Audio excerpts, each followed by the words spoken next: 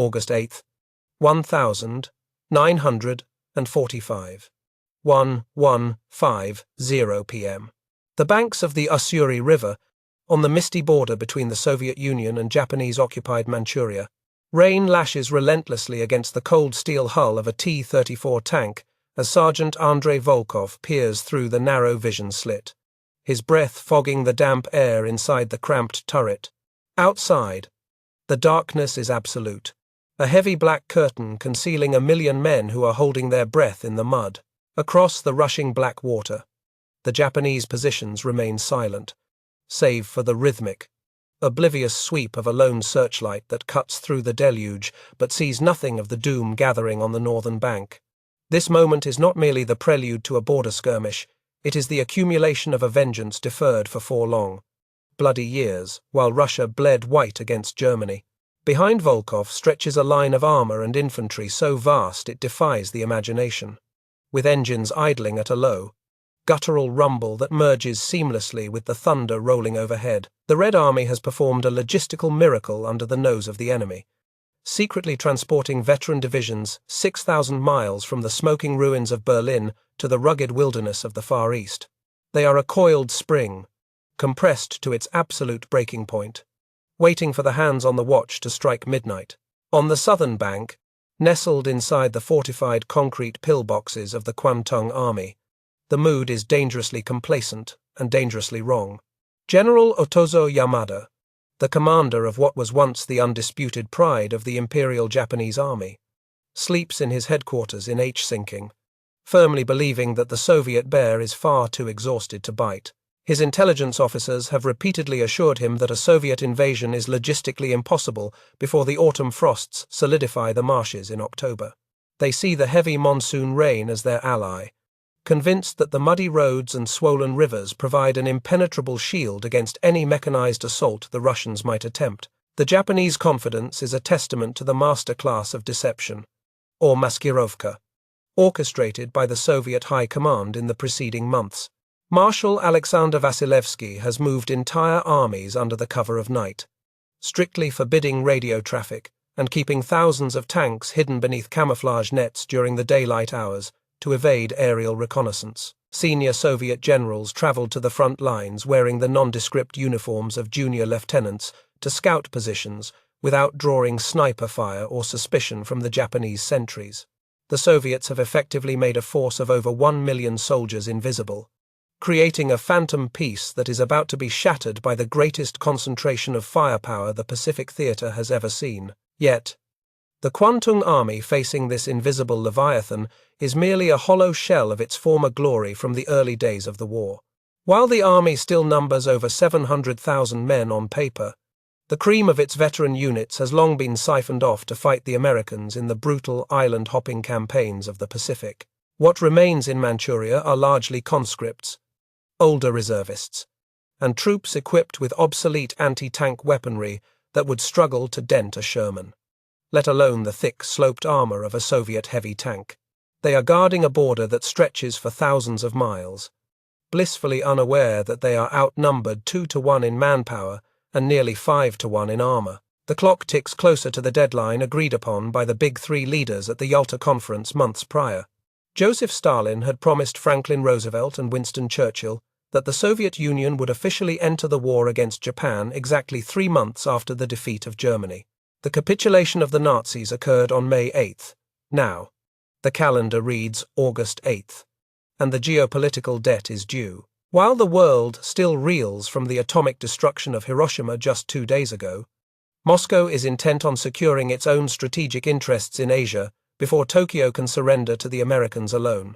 The geography itself is a formidable enemy that the Japanese rely on more than their own guns to stop an invasion. To the west lie the greater Hingan Mountains, a rugged spine of peaks and dense forests, deemed completely impassable for heavy tanks by military experts. To the east, the marshy taiga and the wide, turbulent rivers serve as natural moats that should slow any advance to a crawl. The Japanese defense plan is strictly defensive in nature, relying on holding the heavily fortified border zones to delay the enemy while the main force regroups deep in the interior. They assume the Soviets will play by the conventional rules of warfare, advancing methodically along the few established roads. But Marshal Vasilevsky has absolutely no intention of playing by the rules or accommodating the Japanese assumptions about terrain.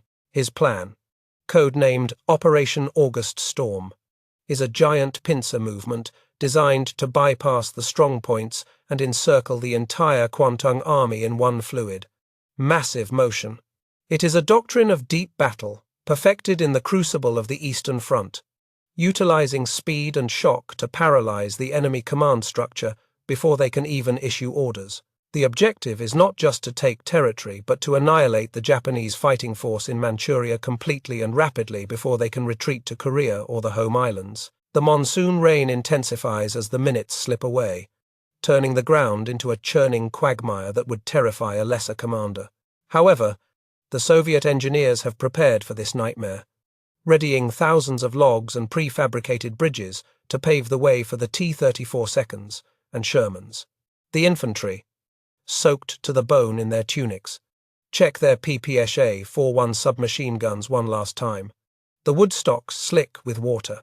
These are hardened men who have marched through the snows of Moscow and the ruins of Stalingrad, and they do not fear the mud of Manchuria. They know that speed is their armor, and the storm provides the ultimate cover. Inside the command bunkers of the Trans-Baikal front, telephones sit silent, waiting for the signal that will unleash hell upon the unsuspecting defenders. The artillery commanders verify their coordinates by candlelight, targeting known Japanese barracks, communication hubs, and observation posts with mathematical precision. In this sector alone, thousands of guns, howitzers, and Katyusha rocket launchers are elevated and aimed, ready to fire a synchronized volley that will turn the border fortifications into dust. The silence is heavy, a physical weight pressing down on the chests of the men waiting for the order that will end the uneasy peace between these two historical rivals. Private Kenji Ito, standing guard at a remote outpost near the border town of Manchuria, wipes the rain from his spectacles and shivers in the cold wind. He has heard rumors of troop movements, distinct mechanical noises drifting across the frontier on the night breeze, but his superiors dismissed them as Soviet training exercises. He looks at his watch. It is nearly midnight. He thinks of his family back in Sendai, wondering if the war will end before he has to fight. He has no idea that he is standing at ground zero of a tidal wave that will sweep his army into the history books. The sheer scale of the Soviet deployment is staggering, comprising 3 distinct fronts converging on Manchuria from 3 directions. From the west comes the Trans-Baikal front, tasked with the impossible crossing of the mountains. From the east, the first Far Eastern Front strikes from the Maritime Province, and from the north, the second Far Eastern Front pushes across the Amur. It is a vice designed to crush the Japanese forces in a pocket the size of Western Europe. Every soldier, from the highest general to the lowest private, understands that they must achieve victory quickly to avoid a drawn-out conflict in the harsh Asian winter. As the final seconds of August 8th tick away, the tension inside the Soviet tanks becomes almost suffocating. Loaders clutch high-explosive shells, their knuckles white, while drivers keep their feet hovering over the pedals. There will be no preliminary diplomacy, no warning shot, and in many sectors, not even an artillery barrage to warn the enemy. The plan relies on total surprise, catching the Japanese in their barracks or asleep in their bunks. The Red Army intends to be 10 miles behind enemy lines before the Japanese High Command even realizes the war has begun. The second hand on Sergeant Volkov's wristwatch sweeps past the 12, and the date changes to August 9th. The radio in his headset crackles to life, cutting through the static of the storm with a single, crisp code word that signifies the start of the invasion. It is the moment where history holds its breath, the pivot point between the war in Europe and the final act in the Pacific. Volkov kicks the driver's shoulder, the prearranged signal to rev the engine, as the world outside suddenly turns from black to blinding white with the flash of 10,000 muzzles. The horizon erupts as thousands of artillery pieces fire simultaneously, the sound arriving a split second after the flash, a deafening roar that shakes the earth itself. It is a wall of fire, a continuous rolling thunder that obliterates the silence of the night and lights up the low-hanging clouds with an apocalyptic orange glow. The ground beneath the Japanese positions begins to boil, churning up concrete, earth, and flesh in a terrifying display of raw, destructive power. The deception is over, the storm has truly broken, and the mighty Kwantung Army is about to wake up to its worst nightmare. As the first shells scream overhead, the border guards on the Japanese side are paralyzed by the sheer magnitude and ferocity of the assault. There is no time to organize a defense. No time to man the heavy machine guns before the positions are engulfed in smoke and flame. The Soviet offensive has begun not with a probe, but with a sledgehammer blow designed to shatter the door to Manchuria instantly. The Red Army surges forward into the darkness, crossing the frontier to settle the score, their tank tracks grinding the border posts into the mud. The artillery barrage that heralded the opening of Operation August Storm did not merely suppress the Japanese defenses, it physically reshaped the geography of the borderlands. For 20 minutes, the earth along the Ussuri and Amur rivers convulsed under the weight of thousands of tons of high explosives, shattering concrete pillboxes that had stood as silent sentinels for a decade. The deafening roar of the guns was so intense that it reportedly caused bleeding from the ears of the Soviet gunners themselves, despite their protective gear. Within the impact zone, the Japanese border garrisons were thrown into a state of absolute disorientation, their communication lines severed instantly by the ferocity of the shelling and the work of infiltrators. As the echoes of the last heavy shells faded into the humid night air, a new sound emerged from the darkness, a low mechanical drone that grew louder with every passing second. On the broad, turbulent waters of the Amur River, the Soviet Amur flotilla began its deadly work, acting as a mobile bridge and fire support base combined. Armored gunboats, their searchlights cutting through the driving rain, surged forward to suppress any surviving machine gun nests on the southern bank. Behind them came waves of amphibious assaults, heavily laden with infantry who huddled in the spray, clutching their weapons as the black water churned beneath their flat-bottomed craft. The Japanese defenders, those who had survived the initial bombardment, scrambled to their firing positions, only to find their world illuminated by the terrifying glare of flares drifting under parachutes.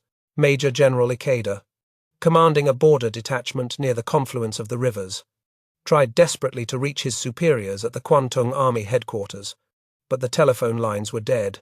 His runners, sent out into the storm to deliver messages by hand, vanished into the chaos of mud and exploding mortar shells. The meticulous defense plans, which relied on coordinated counterattacks and rapid communication, disintegrated within the first hour of combat. The rain, which the Japanese had counted on as their primary ally against a mechanized invasion, was turned against them by the sheer tenacity of the Red Army. The Soviet infantry did not stop for the mud.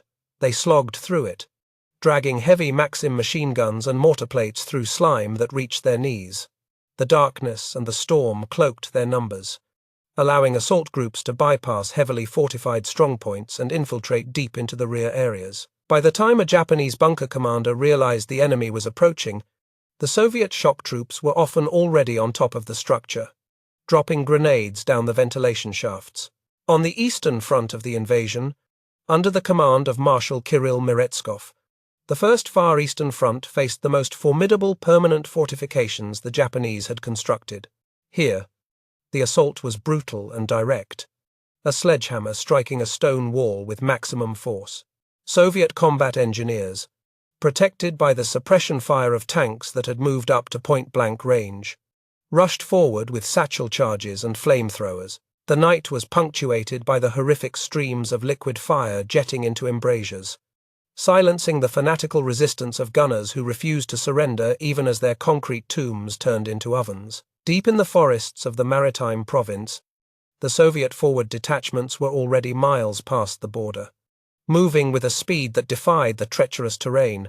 These self-contained units, comprising tanks, motorized infantry, and anti-tank guns, were the spearhead of the deep battle doctrine.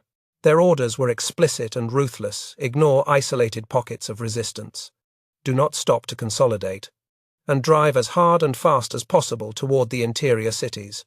They were the ghosts in the machine, disrupting the Japanese rear before the frontline units even knew they had been bypassed. The psychological impact of the invasion was compounded by the technological disparity between the two armies. a gap that became painfully obvious as dawn approached. The standard Japanese anti-tank gun, the 47mm Type 1, watched its shells bounce harmlessly off the sloped armor of the T-34, 85 seconds, and the massive IS-2 heavy tanks. Panic began to set in among the Japanese infantry as they realized their weapons were effectively useless against these steel monsters. In desperation, some soldiers resorted to suicide tactics, rushing at the tracks with lunge mines or satchel charges, only to be cut down by the tank riders protecting the armor. As the sun struggled to rise behind the thick curtain of grey monsoon clouds, the scale of the disaster began to dawn on the Japanese commanders in the field. The border was not merely breached, it had been erased across a front of nearly 3,000 miles. Entire regiments were reporting that they were surrounded. Or worse, their reports simply stopped coming altogether. The confusion was total, fueled by the lack of a formal declaration of war until the moment the shooting started, leaving many officers debating whether this was a massive border incident or a full-scale invasion. In the western sector, the Trans-Baikal front began its move, a logistical leviathan waking up to crush everything in its path.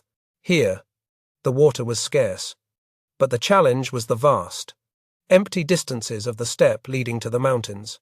Hundreds of tanks roared across the flatlands, kicking up plumes of wet sand and grass, their commanders navigating by compass like sailors on an ocean. They faced less initial resistance than their comrades in the east, but their enemy was the clock and the fuel gauge. They had to cover hundreds of kilometers before the Japanese could shift their reserves to block the mountain passes. Back on the eastern border, the fortified region of Dunin became the scene of intense, claustrophobic violence as the Soviet Fifth Army smashed through the defenses. The Japanese had built these positions over nearly a decade, tunneling deep into the hills to create underground cities capable of withstanding heavy siege. However, the Soviets brought up heavy 203mm howitzers, usually reserved for siege warfare, and began to dismantle the bunkers piece by piece. The concussions from the impacts were felt miles away, a rhythmic pounding that signaled the methodical destruction of the Kwantung Army's outer shield. The role of the Soviet Air Force in these opening hours cannot be overstated. Despite the poor weather conditions that grounded many sorties, where the clouds broke, Il-2 attack planes swooped down like hawks, their cannons tearing through soft-skinned supply trucks and troop columns attempting to reinforce the border. The Japanese air presence was virtually non-existent, their planes either destroyed on the ground in the first strikes or held back for the defense of the home islands. The sky, like the ground, belonged entirely to the Red Army. General Yamada in H. Sinking finally received a fragmented picture of the situation by mid-morning on August 9th, and it was a portrait of catastrophe. The reports that did filter through spoke of Soviet tanks appearing in towns that were supposed to be safe rear areas, and of Russian infantry swarming out of the forests like ants. He realized with a sinking heart that his assumption about the rainy season had been a fatal error. The Soviets were not just advancing, they were sprinting, utilizing the very weather that was supposed to stop them to mask their maneuvers. Among the civilian Japanese settlers, the Manchurian pioneers who had been promised a paradise in the puppet state, panic began to spread like a contagion. They saw the military convoys rushing toward the front, only to return hours later as shattered remnants, or not at all. Rumors of the Red Bear tearing through the border defenses caused families to pack their belongings in haste, clogging the muddy roads and hampering the movement of military reserves. The illusion of safety provided by the Kwantung Army evaporated instantly, replaced by the primal fear of being trapped in a collapsing empire. By the afternoon of August 9th, the first defensive line of the Kwantung Army had effectively ceased to exist as a cohesive fighting force. The Soviet pincer was closing, with the two main fronts driving toward each other to sever Manchuria from Korea and North China. The speed of the advance was so great that Soviet tank commanders were often forced to stop and wait for their fuel trucks to catch up, having outrun their own supply lines in their eagerness to push forward. They were rewriting the textbooks on mechanized warfare in real time. As night fell on the first day of the invasion, the battlefield was a surreal landscape of burning villages, wrecked vehicles, and the relentless, driving rain. The Soviet soldiers, exhausted but exhilarated by their swift progress, dug into the mud of Manchuria, eating their rations cold to avoid giving away their positions. They knew the hardest part was yet to come, the crossing of the formidable mountain ranges and the reduction of the fanatical inner defenses, but they also knew they had broken the back of the enemy's confidence. The myth of the invincible Kwantung Army had been shattered in less than 24 hours. To the west of the central Manchurian plain lay a natural fortress that the Japanese Imperial High Command had long considered more impenetrable than any concrete bunker. The greater Khingan Mountains rose like a jagged spine separating the barren steppes of Mongolia from the fertile heartland of Manchuria, rising to heights of over 3,000 feet, with slopes that pitched at angles of up to 50 degrees. These peaks were covered in dense, ancient forests and tangled undergrowth. For decades, Japanese military planners had looked at maps of this region and concluded with absolute certainty that no modern army, let alone a mechanized force of heavy armor, could ever cross this rugged wilderness in force. This assumption was the bedrock upon which the entire western defense of the Kwantung Army rested. Believing the mountains to be a wall that guarded itself, the Japanese had left the passes virtually undefended, stationing only light screening forces and police units in the vast region.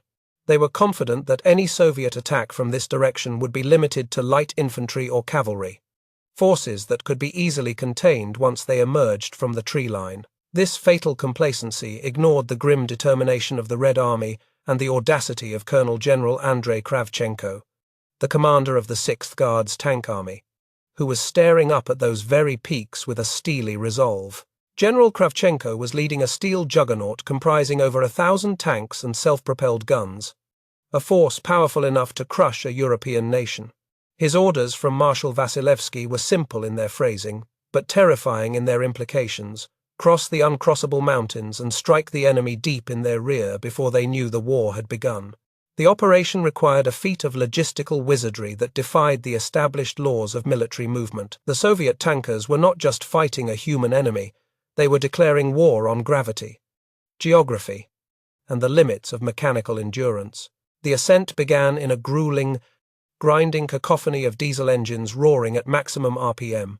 The narrow goat paths and logging trails that wound up the mountainsides were instantly churned into slick ribbons of mud by the treads of the leading T-34 seconds.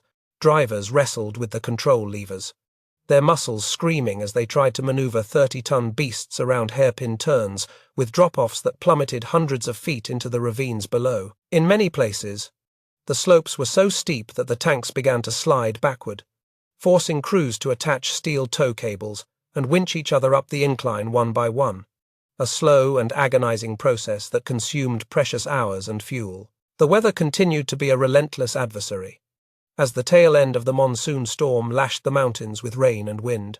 The mud became a thick, cohesive paste that clogged air intakes and caused tracks to slip, threatening to send vehicles careening off the cliffs.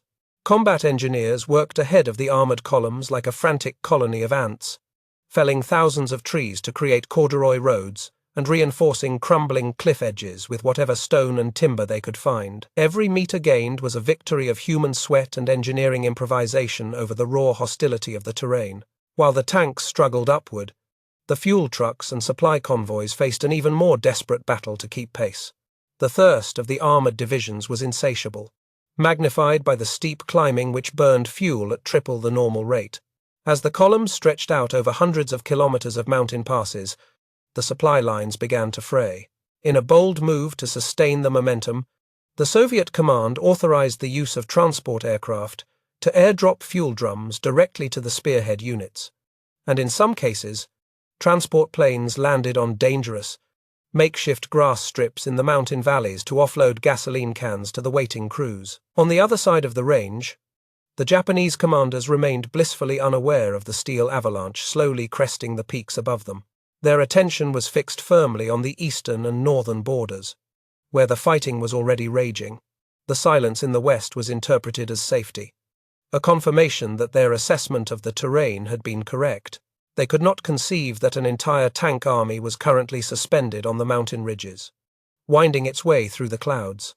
This intelligence failure meant that the critical mountain passes, the choke points where a single battalion could have held up an army, were left wide open. The descent from the summit proved to be even more treacherous than the climb had been. Gravity, which had fought them on the way up, now threatened to pull the tanks down uncontrollably. Drivers had to ride their brakes until the friction material smoked and failed, forcing them to put the tanks in low gear and pray the engine compression would hold them back. Several tanks were lost, tumbling down the steep embankments, but the momentum of the army remained unchecked. The sheer mass of the Soviet formation acted like a landslide, pushing inevitably downward toward the unsuspecting plains of central Manchuria. By August 11th, the vanguard of the 6th Guards Tank Army began to emerge from the foothills. Exhausted but triumphant, they had achieved the impossible, traversing the mountain barrier days ahead of even the most optimistic Soviet schedules. As the trees thinned and the ground leveled out, the tank commanders opened their hatches to breathe the warmer air of the lowlands. Before them lay the vast, open expanse of the Manchurian plain, a tanker's paradise of flat, firm ground that led directly to the strategic cities of Mukden and Sinking. The appearance of Soviet tanks in the towns of Luobei and Tuquan sent shockwaves of panic through the local Japanese garrisons. Rear echelon troops, military police, and administrative staff looked out their windows to see the distinct silhouette of T-34 rolling down their main streets. Mud still caked on their hulls from the mountain crossing. There was no organized defense because there was no expectation of an attack. The Soviet columns smashed through these towns without breaking stride, crushing staff cars and supply trucks under their tracks as they raced to sever the rail lines connecting the Kwantung Army to North China. This breakthrough effectively cut the Kwantung Army in half, isolating the forces in the north from those in the south and severing the main escape routes to Korea. The strategic paralysis that General Kravchenko had aimed for was now a reality. Japanese divisions attempting to move north to reinforce the crumbling border defenses suddenly found themselves running headlong into heavy Soviet armor deep in their own rear areas. The confusion was absolute, with Japanese commanders receiving conflicting reports of enemy tanks appearing in places that were supposed to be hundreds of miles from the front.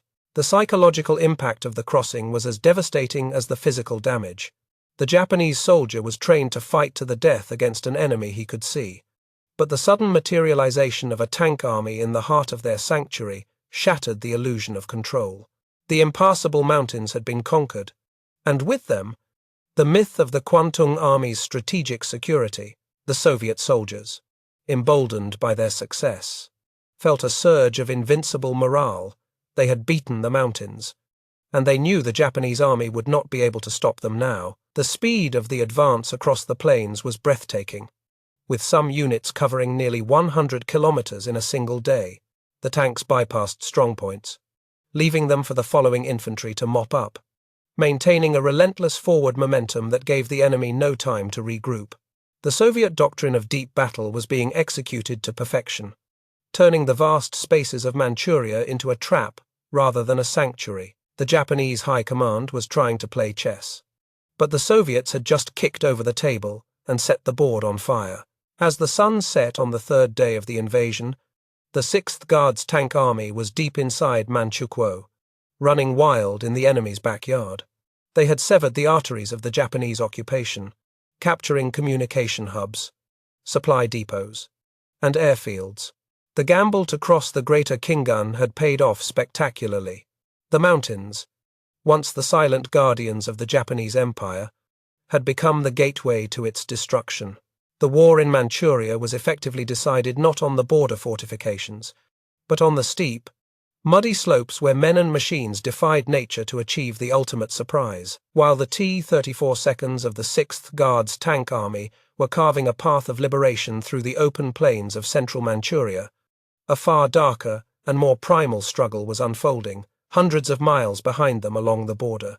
Here, in the dense forests and rocky hills, the war had not transformed into a race of speed, but had stagnated into a brutal, grinding siege of attrition. The Japanese had spent over a decade constructing a chain of 13 massive fortified regions facing the Soviet Union, a defensive network they proudly christened the Maginot Line of the East.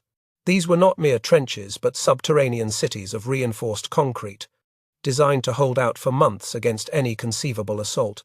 Completely cut off from the outside world, the crown jewel of this defensive line was the Hutto Fortress, a sprawling complex overlooking the Ussuri River that the Japanese boasted could never be taken. Deep beneath the earth, thousands of soldiers lived in a labyrinth of tunnels that connected artillery casemates, ammunition depots, command centers, and living quarters.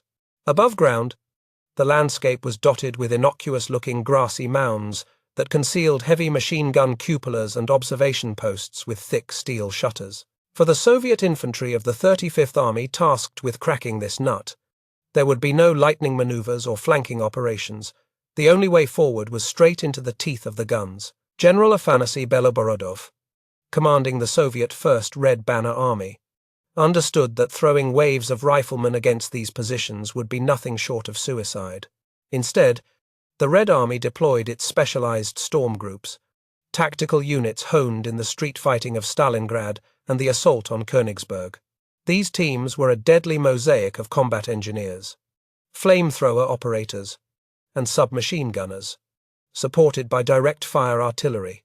Their mission was to dissect the Japanese defenses bunker by bunker, a slow and terrifying surgical procedure performed with high explosives and liquid fire. The prelude to the assault on a pillbox often involved the terrifying spectacle of the B-4 howitzer, a massive 203mm weapon nicknamed Stalin's sledgehammer by the troops.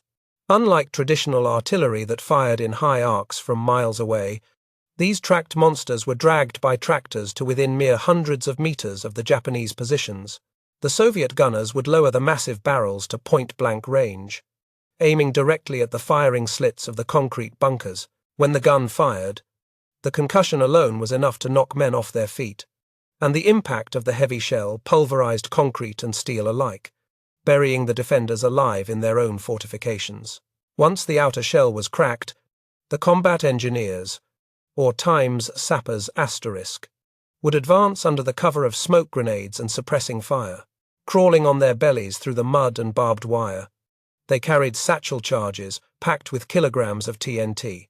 The tension was palpable as they inched closer, listening for the distinctive clatter of a Japanese heavy machine gun reloading. With a final sprint, they would hurl the explosives into the embrasures or ventilation shafts, diving for cover seconds before a dull, earth-shaking thump signaled the neutralization of the strongpoint. However, the Japanese defenders inside these concrete tombs fought with a fanaticism that shocked even the hardened Soviet veterans.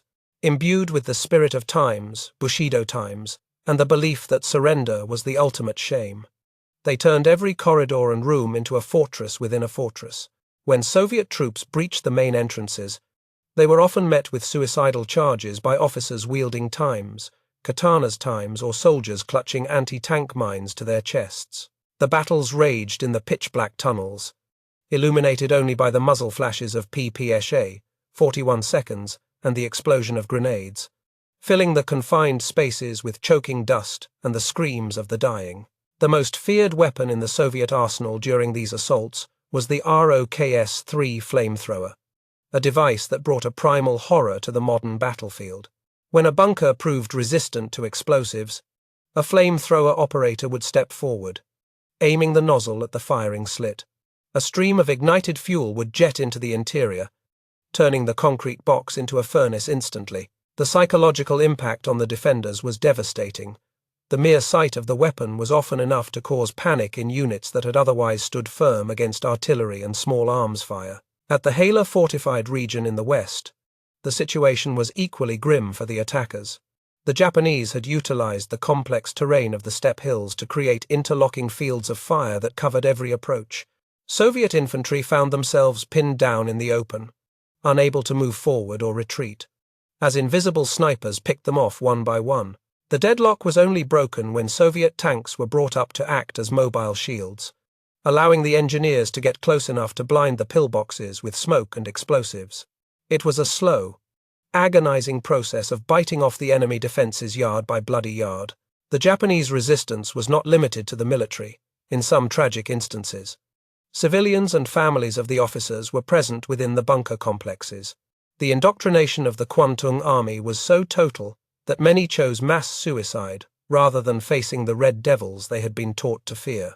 As Soviet soldiers cleared the bunkers, they would stumble upon horrific scenes of entire groups who had taken their own lives with grenades or poison. These moments cast a pall of somber tragedy over the victories, a reminder of the destructive power of the ideology they were fighting to dismantle. Despite the overwhelming firepower brought to bear against them, some of the Japanese garrisons held out for days, and in the case of Hutto, weeks.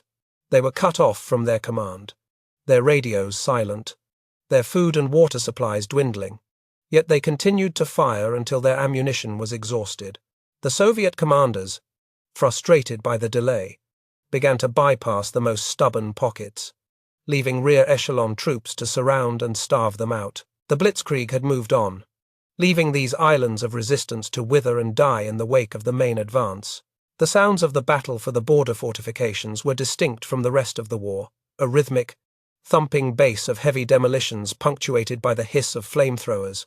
The air hung heavy with the smell of cordite, wet concrete dust, and the sickly sweet odor of decaying bodies trapped in the rubble. For the Soviet soldiers, it was a task of grim manual labor, dismantling the enemy's defenses piece by piece. They were demolishing the physical manifestation of the Japanese Empire's permanence, turning their eternal fortresses into forgotten graves. One of the most dramatic episodes occurred when the Soviets discovered the massive 410mm railway gun at Hutto, a weapon the Japanese had intended to use to shell the Soviet city of Iman across the river. The gun had fired continuously in the opening days, causing significant damage, until a lucky strike from a Soviet dive bomber collapsed the tunnel entrance, trapping the behemoth inside. When the infantry finally secured the site, they found the gun crew dead at their posts, having fought to the end with small arms rather than abandon their precious weapon. By August 14th, most of the border fortifications had been neutralized or bypassed, though sporadic fighting would continue in the deepest tunnels until the very end of the war. The concrete graveyards had claimed thousands of lives on both sides, a testament to the brutality of static warfare in an age of mobile operations. The Japanese reliance on these fixed defenses had proven to be a strategic error. They had poured immense resources into lines that could be pierced by concentrated force and then irrelevant once the enemy was behind them. The fall of these fortresses marked the psychological end of the Kwantung Army's ability to defend Manchuria. The soldiers who had manned these walls were the elite border guards, the ones charged with the sacred duty of holding the gate. With the gate not just forced open but smashed off its hinges, the interior of Manchuria lay naked and vulnerable. The Soviet steamroller had crushed the hard outer shell of the nut, and now only the soft interior remained. As the smoke cleared over the ruins of Hutto and Hala, the silence that returned to the borderlands was the silence of a tomb. The heavy rains washed the blood into the soil, and the grass began its slow process of reclaiming the cratered earth. The Soviet columns were already far away, disappearing over the horizon toward Harbin and Mukden, leaving the shattered concrete skeletons as monuments to a desperate and doomed defense. The war had moved on, but the ghosts of the border would linger in the dark tunnels forever. Deep within the subterranean command bunker of the Kwantung Army in Sinking, the air is thick with the acrid, choking smoke of burning paper. It is the smell of a dying empire. General Otozo Yamada stands before a large wall map that has become a terrifying mosaic of red arrows, each one representing a Soviet armored column piercing deeper into the heart of Manchuria. The atmosphere in the room is one of controlled hysteria.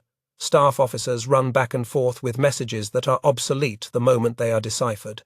The illusion of order has completely collapsed, replaced by the grim realization that the glorious army, once the spearhead of Japanese expansionism, is being dismantled piece by piece. The command structure of the Kwantung Army, rigidly hierarchical and dependent on strict communication protocols, has disintegrated under the speed of the Soviet blitzkrieg.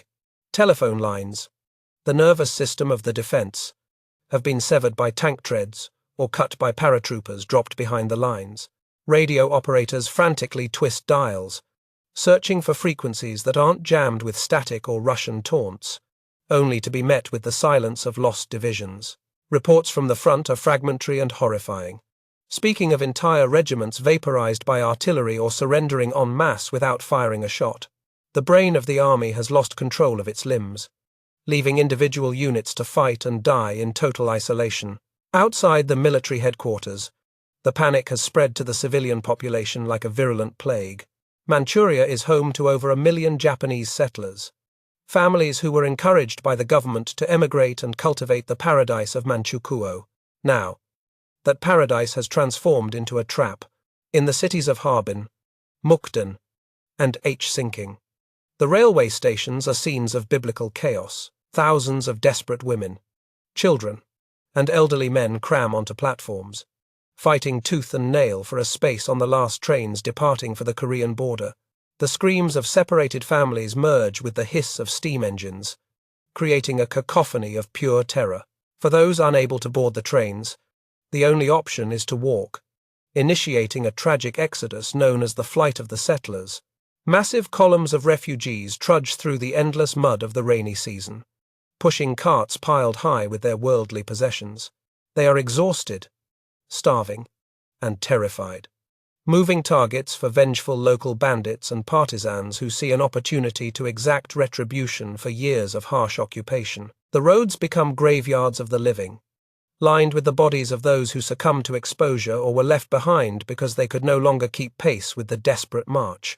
The situation is compounded by the military's callous decision to prioritize the evacuation of soldiers and equipment over civilians. In many sectors, retreating Kwantung Army trucks speed past the trudging refugee columns, ignoring the pleading hands of their own countrymen. The unspoken order is to save the fighting strength of the army for a final stand that will never happen. This betrayal shatters the bond between the military and the people, a bond that had been held as sacred in the propaganda of the imperial state. The settlers realize with a crushing finality that they have been abandoned by the very forces sworn to protect them. As the physical situation deteriorates, a psychological bombshell drops that changes the course of history. At noon on August 15th, radios across the shrinking Japanese perimeter crackle to life.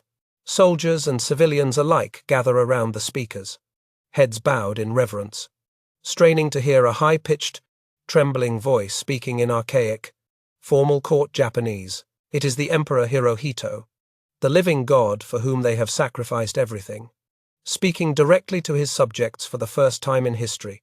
The static-filled broadcast is difficult to understand, but the gravity of the tone is unmistakable. The Emperor reads the imperial rescript on the termination of the war, utilizing phrases like enduring the unendurable and suffering what is insufferable. He never explicitly uses the word surrender, creating a dangerous ambiguity in the minds of the listeners. For many soldiers on the front lines, conditioned by years of indoctrination to believe that surrender is impossible, the message is incomprehensible. Some officers weep openly, collapsing in shame, while others draw their swords in anger, believing the broadcast to be a trick by enemy intelligence or a betrayal by corrupt politicians in Tokyo. This confusion leads to a deadly delay in the cessation of hostilities. The Soviet High Command, aware of the broadcast but skeptical of Japanese intentions, issues strict orders. The war continues until the enemy lays down their arms and surrenders physically. Marshal Vasilevsky instructs his fronts to accelerate their advance, aiming to seize as much territory as possible before a formal ceasefire can be implemented. The Red Army does not stop. The tanks keep rolling, the artillery keeps firing, and the Sturmoviks keep diving. For the Soviet soldier, the war is not over until he sees the Japanese piling their rifles in the mud. In the confusion, tragic and unnecessary battles erupt across Manchuria in the days following the Emperor's announcement.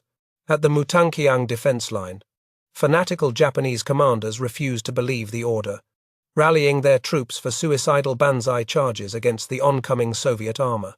They choose to die for an emperor who has already capitulated, throwing their lives away in a paroxysm of misplaced loyalty. These engagements are brutal and one-sided, as the Soviet forces, now sensing victory is imminent, unleash their full firepower to crush any remaining resistance without mercy. The plight of the Japanese settlers reaches its nadir in the remote rural settlements near the border, cut off from all news, unaware of the surrender, and facing the rapidly approaching Soviet columns.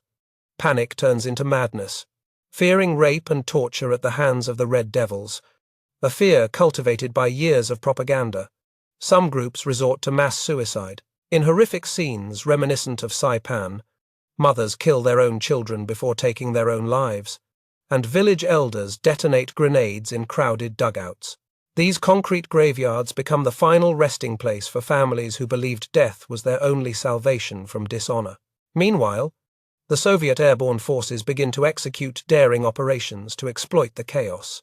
Paratroopers are dropped directly onto key airfields and communication centers in cities like Harbin and Kirin, often landing amidst armed Japanese garrisons that are still debating whether to fight or surrender.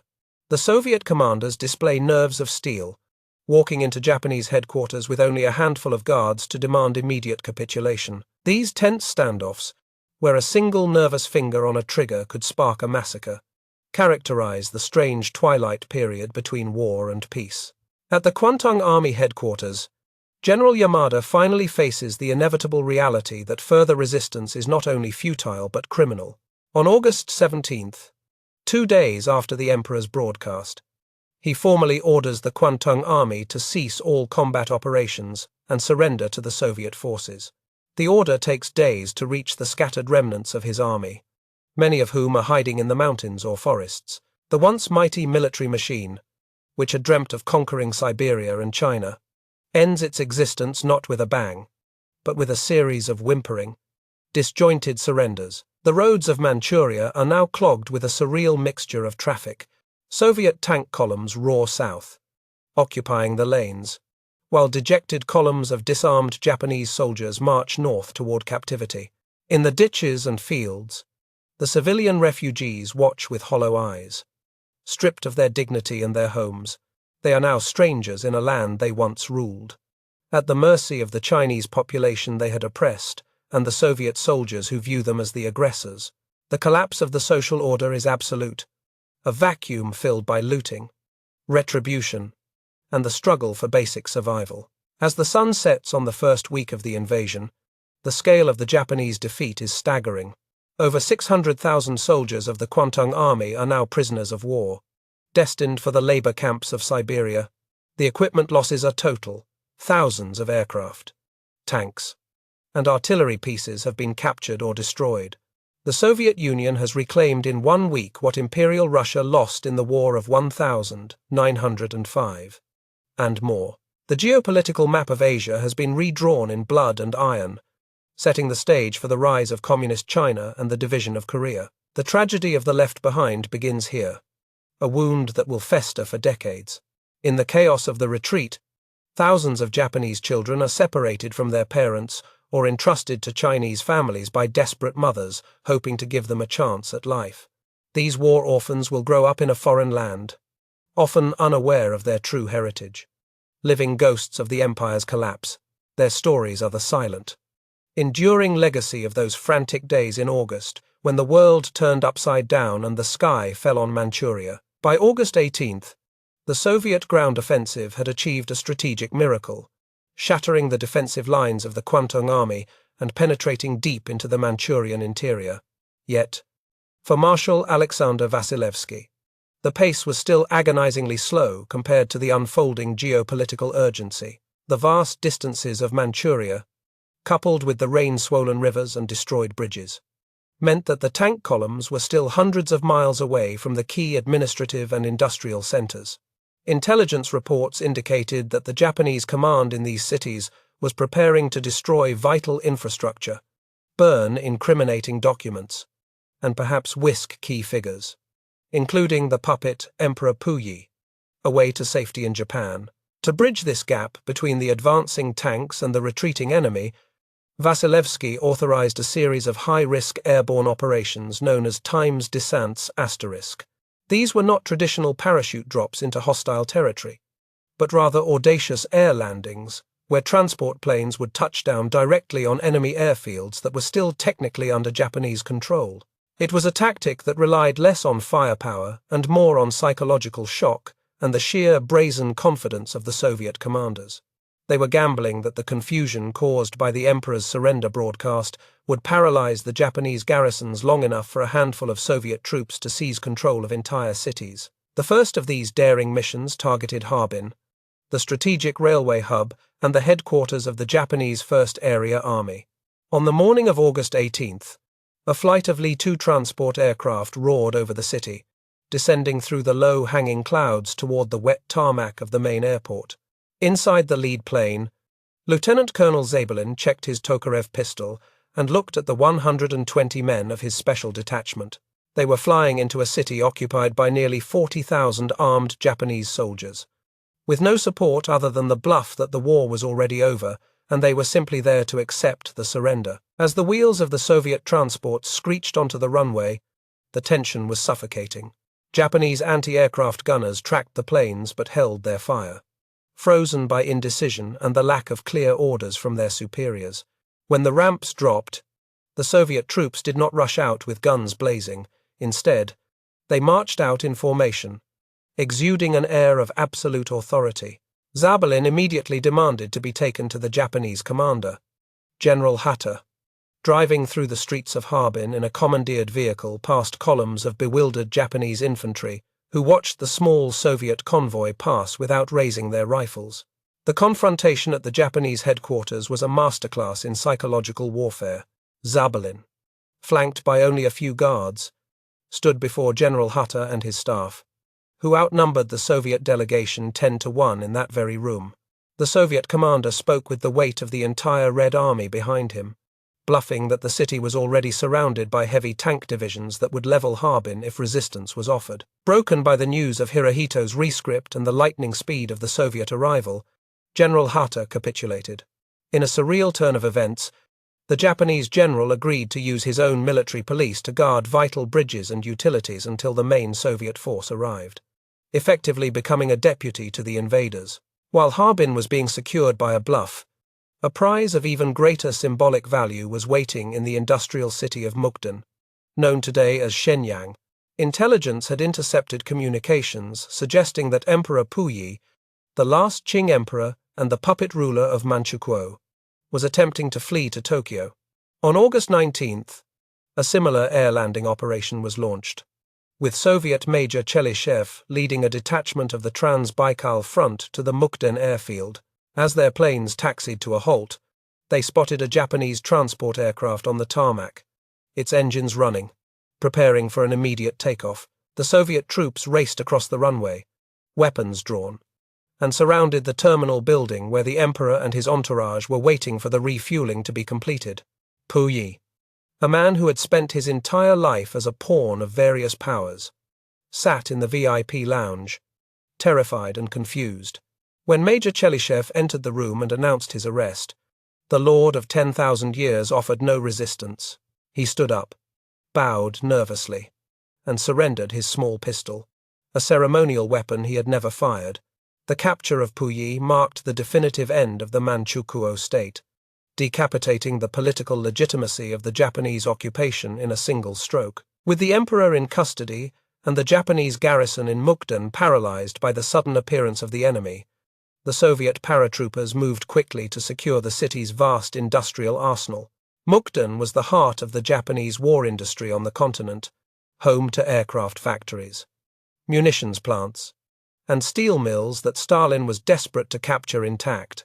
Soviet engineers and political officers accompanied the stormtroopers, rushing to the factories to prevent Japanese sabotage squads from blowing up the machinery. They found workers still at their stations, unsure if they were liberated or conquered, as the red flag was hoisted over the smokestacks. However, not all secrets in Manchuria could be secured before they were destroyed. To the south of Harbin, in the innocent-sounding district of Pingfan, lay the sprawling complex of Unit 731, the Japanese Biological Warfare Division. As the Soviet advance drew near, the commander of the unit, General Shiro Ishii, had ordered the total destruction of the facility to hide the horrific crimes committed there.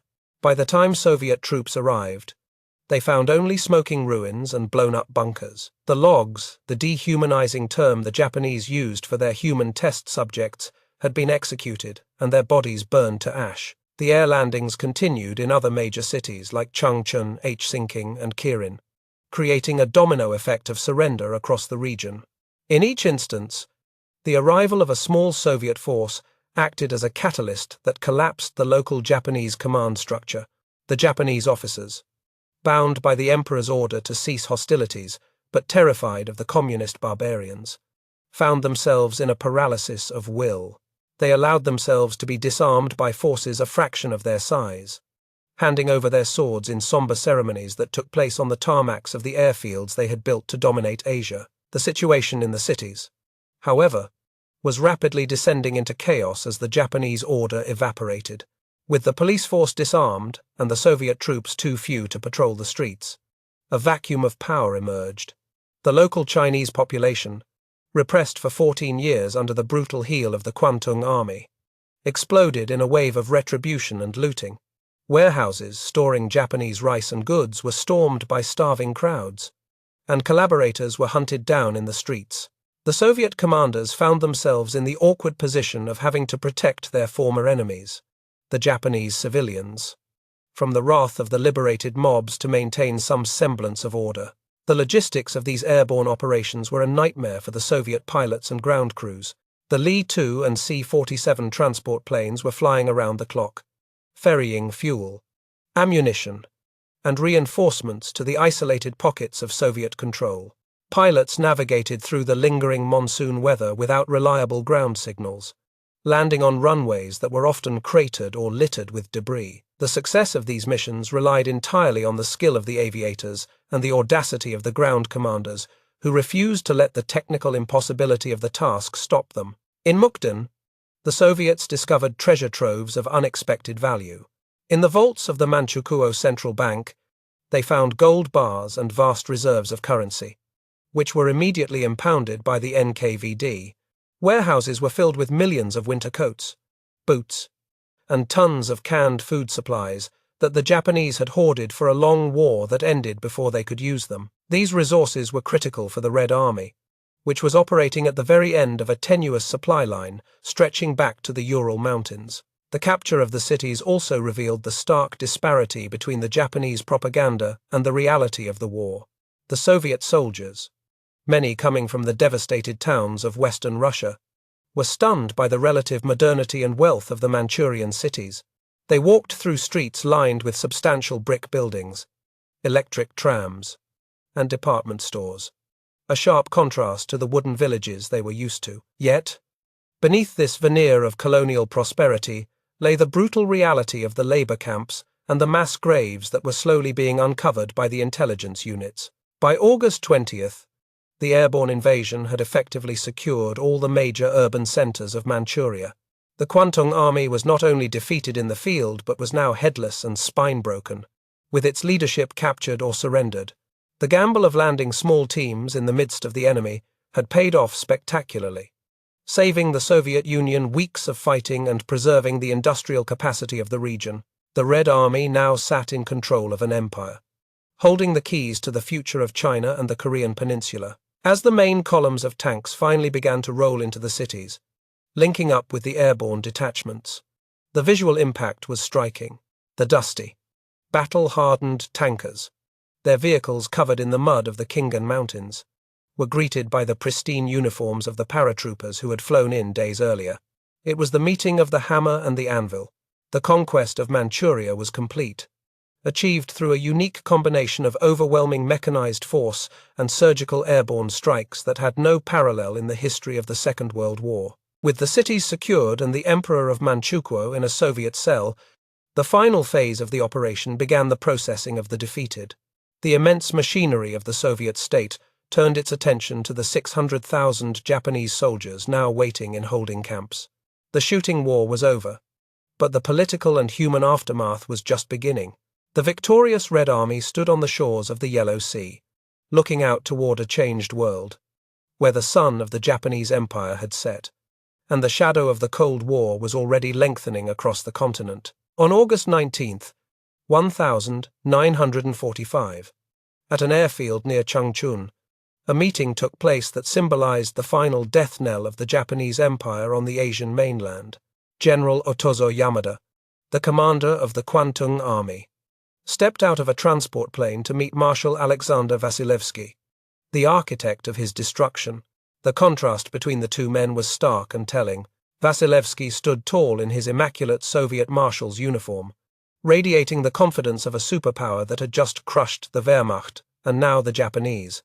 Yamada, appearing shrunken and exhausted, wore the dusty field uniform of a defeated army, his face etched with the humiliation of a surrender that had happened faster than he could comprehend. The formalities of the surrender were conducted with a cold, professional efficiency that stripped the Japanese officers of their last vestiges of samurai dignity.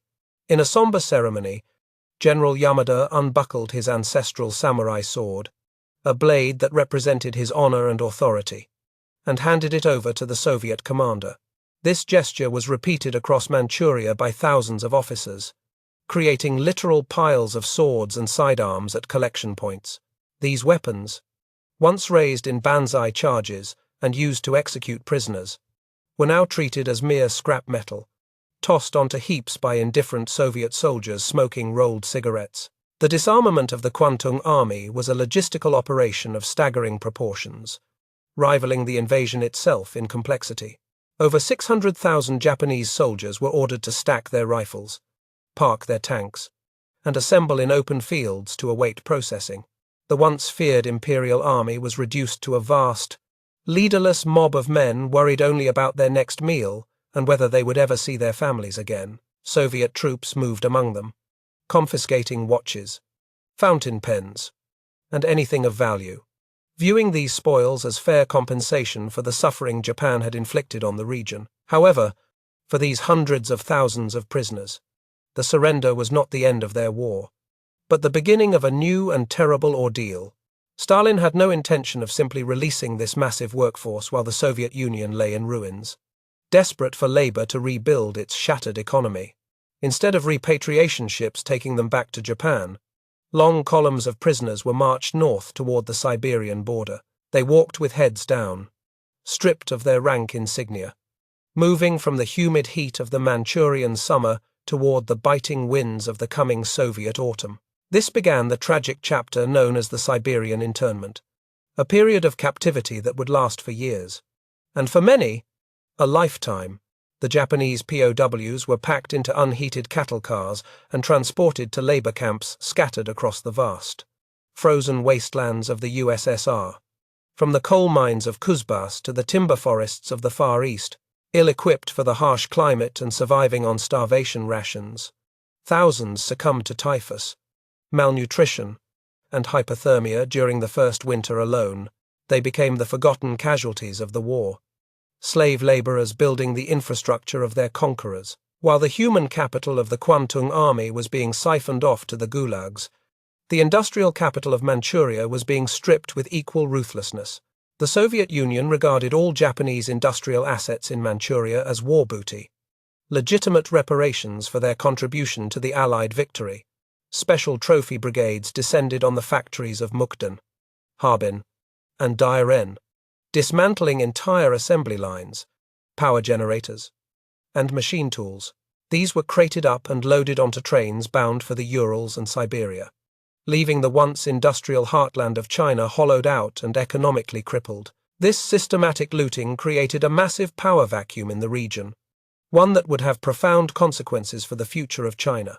As the Soviet forces prepared to withdraw, they clandestinely facilitated the entry of the Chinese Communist Party CCP forces into Manchuria. Mao Zedong's troops, previously ill-equipped and isolated, were allowed to filter into the countryside and seize the vast stockpiles of Japanese weapons that the Soviets had left behind. Hundreds of thousands of rifles, machine guns, and artillery pieces passed into the hands of the People's Liberation Army, transforming it from a guerrilla force into a modern military machine capable of challenging Chiang Kai-shek's nationalists. The Chinese Civil War, which had been paused during the fight against Japan, reignited with ferocious intensity. But the balance had fundamentally shifted. With Manchuria as their secure industrial base and armed with captured Japanese weaponry, the Communists held a strategic advantage they had never possessed before. The Soviet intervention, therefore, did not just defeat Japan, it effectively decided the winner of the Chinese Civil War. The August storm had blown the winds of revolution south, setting the stage for the proclamation of the People's Republic of China 4 years later. To the southeast, on the Korean peninsula, the rapid Soviet advance precipitated a hasty geopolitical decision that would scar the region for decades. As Soviet tanks raced into northern Korea, facing little resistance. American planners in Washington grew alarmed that the entire peninsula might fall under Soviet control before U.S. troops could arrive. In a late-night session, two junior officers hurriedly drew a line across a map at the 38th parallel, proposing it as a temporary dividing line for accepting the Japanese surrender. The Soviets, surprisingly, agreed to halt their advance at this arbitrary line. This decision, made in the heat of the moment to avoid a direct confrontation between allies, hardened into one of the most heavily fortified borders in the world. In the north, the Soviets installed a communist regime led by a young partisan fighter named Kim Il-sung, while the Americans established a military government in the south. The liberation of Korea from 35 years of Japanese colonial rule was immediately replaced by a tragic division that would lead to another devastating war just 5 years later. The seeds of the Korean War were sown in the dust of the collapsing Japanese Empire, nurtured by the emerging rivalry of the Cold War. In the grand scope of history, the Soviet invasion of Manchuria remains one of the most militarily successful campaigns ever conducted. In just over 10 days, the Red Army had annihilated a force of over 700,000 men, captured an area the size of Western Europe, and fundamentally altered the strategic map of Asia. It was the ultimate validation of the Soviet doctrine of deep battle, a symphony of violence executed with a speed and scale that stunned military observers around the world. It proved that the Soviet military machine, honed in the fires of the Eastern Front, was the most formidable land force on the planet. The debate over what ultimately forced Japan's surrender, the atomic bombs dropped on Hiroshima and Nagasaki, or the Soviet invasion, continues to this day. However, for the Japanese leadership in 1945, the loss of Manchuria was a catastrophic psychological blow. They had hoped to use the Soviet Union as a neutral mediator to negotiate a conditional peace with the Americans. When the Soviets attacked, that diplomatic lifeline was cut, and the simultaneous loss of their puppet empire and their elite army convinced the hardliners that the situation was truly hopeless. The Soviet invasion was the second hammer blow, landing alongside the atomic bombs, that shattered the Japanese will to fight.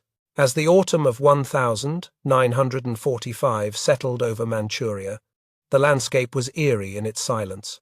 The roar of the T-34 engines had faded, replaced by the wind whistling through the stripped factories and the empty barracks. The rising sun flag, which had flown over these lands for 14 years, was gone, trampled into the mud. In its place, new flags were rising, the red star of the Soviet Union, soon to be followed by the red flag of Communist China. The old colonial order of Asia had been swept away in a torrent of steel and fire, leaving a new world order in its wake. For the civilians caught in the crossfire, the Chinese peasants, the Japanese settlers, the Korean laborers, the end of the war brought a mixture of relief and new fears. The liberation was violent and chaotic, a transition period where old scores were settled and new allegiances were demanded. The human cost of the campaign extended far beyond the battlefield casualties, echoing in the trauma of displacement and the permanent alteration of millions of lives. The storm had passed, but the wreckage it left behind would form the foundation of the modern history of East Asia. In the end, Operation August Storm was the final curtain call of World War II and the opening act of the Cold War. It demonstrated the terrifying efficiency of modern mechanized warfare and the ruthless pragmatism of superpower politics. As the last Soviet trains loaded with machinery chugged northward and the first snows began to fall on the graves of the Kwantung Army, the world had irrevocably changed. The empire of the sun had set, and in the long shadow it cast, a new, divided, and dangerous world had already begun to take shape.